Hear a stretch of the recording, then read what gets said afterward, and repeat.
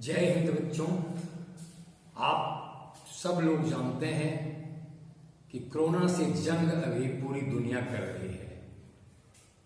Corona जैसे virus की आपदाओं से हमारा भारतवर्ष भी जूझ रहा है और इसके लिए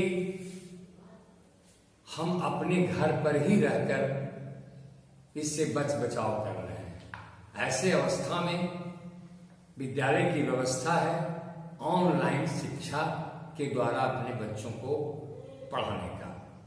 मैं आज आपके सामने चतुर्थ वर्ग के प्रथम पाठ को पढ़ाना चाह रहा हूं। कविता है, कविता का शीर्षक है गिरिराज हिमालय। इससे पूर्व थोड़ा हम अपने बच्चों को बता देना चाहेंगे, क्योंकि आज प्रथम दिन का क्लास है। इस बार जो आपको हिंदी साहित्य की किताब पढ़ने के लिए मिली है, इसमें भारत के स्तरीय कवि, लेखक और लेखिकाओं द्वारा लिखा गया कहानी और कविता है।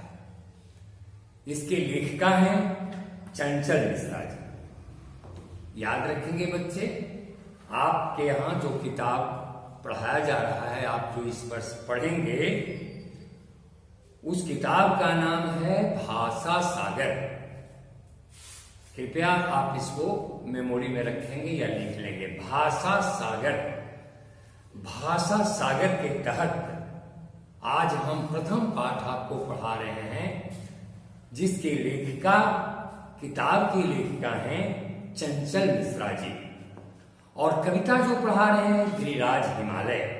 इस कविता को लिखने वाले देश के स्थापित वरिष्ठ कवि सोहनलाल द्विवेदी जी हैं। सोहनलाल द्विवेदी जी के द्वारा गिरिराज हिमालय के सौंदर्य को, उनके महिमा को बड़े ही अच्छे ढंग से महिमा मंडित किया गया है।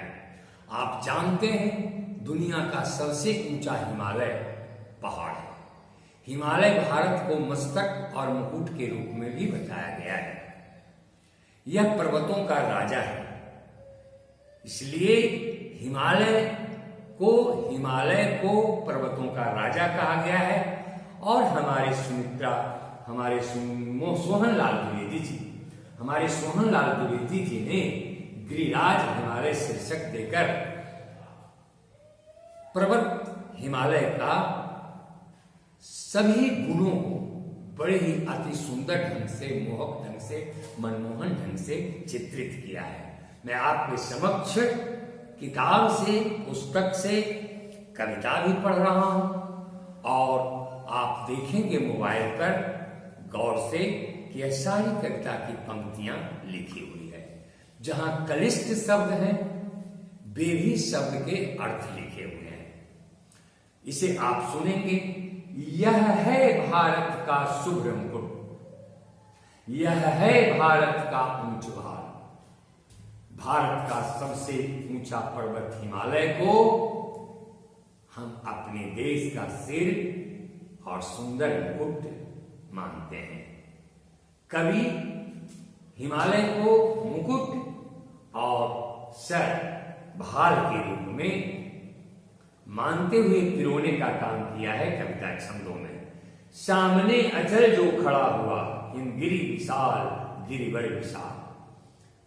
जैसे कविवर कवि को कहा जाता है, शिक्षाविद पढ़े लिखे लोगों को कहा जाता है, वैसे ही आदर्श सूचक शब्दों में पर्वत को गिरिवर कहा गया है, हिमगिरि कहा गया है। इस प्रकार से हमारे कवि हिमालय को पर्वत के राजा बताते हुए गगनचुंबी हिमालय के बारे में बताते हैं कि इसकी चमकीली चोटियां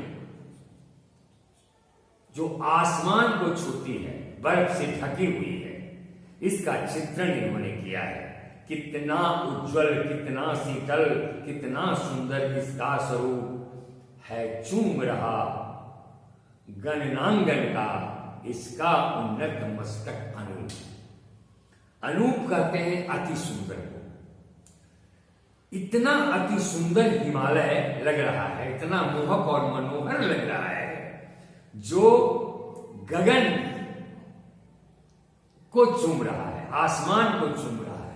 यानी धरती से आसमान तक यह सौंदर्यवान हो रहा है, अति सुंदर लग रहा है मान सरोवर यहीं कहीं जिसमें मोती चुभते मराल, है यहीं कहीं कैलाश शिखर जिसमें रहते शंकर कृपा। ऐसा कहा गया है कि भगवान का निवास अर्थात शंकर भगवान का निवास कैलाश पर्वत पर है और हिमालय की कई चोटियां हैं, मानसरोवर है, कैलाश है। इस प्रकार से पूरे पर्वतों में हिमालय बड़े ही महत्वपूर्ण है, जहां सनातन धर्म का देश भारत को, जो देवों में महादेव भगवान शंकर हैं, वह शंकर भी हिमालय में ही अपना निवास स्थान बनाया है। युग से है यह अचल का बनकर स्वदेश का शुभ छत्र, यह जुगों जुगों से खड़ा है, अचल है, ये एक जगह से दूसरी जगह होने वाला नहीं है, यह स्वतंत्र है। ये भारत के लिए शीश और मुकुट के रूप में सुंदर लग रहा है, जिसके छत्र छाया में भारत दुनिया में महान दिखता है। इसके आंचल में बहती है गंगा सजकर नव फूल पत्र।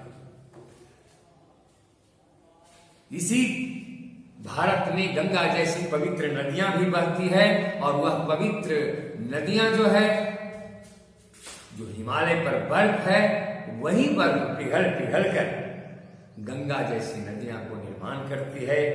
इसलिए कहा गया है कि यह जो है हिमालय हमारे अचल तो है ही है, गंगा सजकर नव फूल पत्र, और पुष्प और फूल से भी पूरे भारत की धरती को जगमगा दिया है, हरा भरा कर दिया है। इस जगती में जितने गिर हैं सब झुक करके इसको प्रणाम। इस संसार में जितने पर्वत हैं सभी इनको झुककर प्रणाम करते हैं, क्योंकि सभी पर्वतों के राजा हिमालय को कहा गया है। ये सभी पर्वतों में श्रेष्ठ हैं। गिरिराज यही, नगराज यही, जननी का गौरव गर्भ धाम।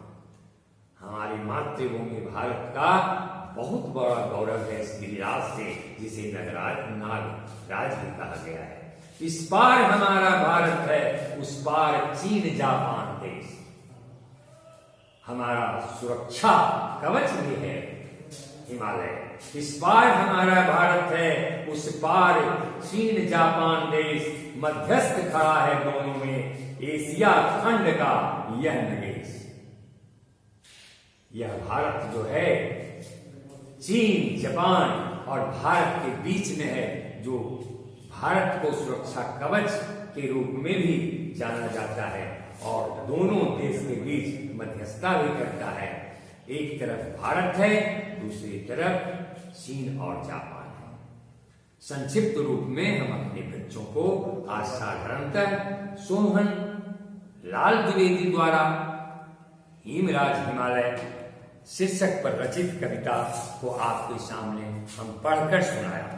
छोटे बच्चों को कविता कर्णप्रिय लगे तो सस्वर भी पढ़ना चाहिए।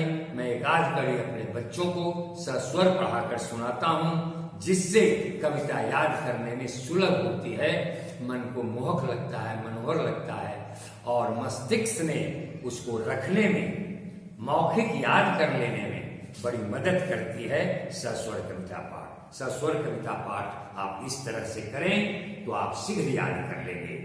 यह है भारत का, यह है भारत का शुभ्र मुकुट, यह है भारत का ऊंच भाल, सामने अचल जो खड़ा हुआ, हिमगिर विशाल गिरिवर विशाल, हिमगिर विशाल गिरिवर विशाल।